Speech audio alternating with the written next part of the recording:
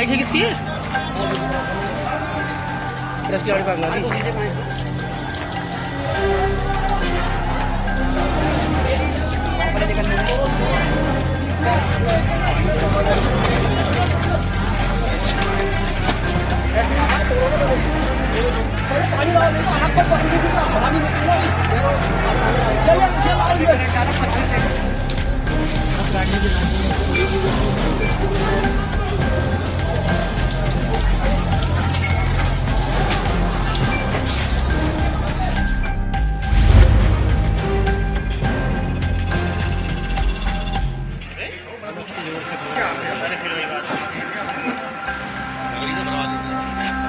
अब बचेगी।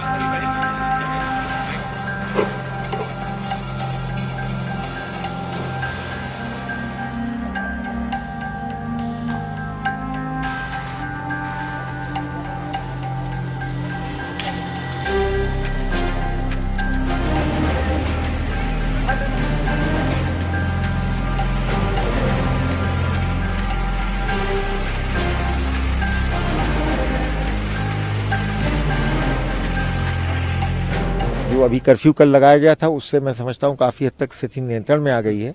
अब इसके बाद जो हमें पुलिस की कार्रवाई करनी है वो कार्रवाई की जाएगी। जैसा मैंने बताया, लोगों को चिन्हित किया जाएगा और इनके खिलाफ सख्त से सख्त जो हमारा NSA है, नेशनल सिक्योरिटी एक्ट, उसके तहत इनके खिलाफ कार्रवाई की जाएगी।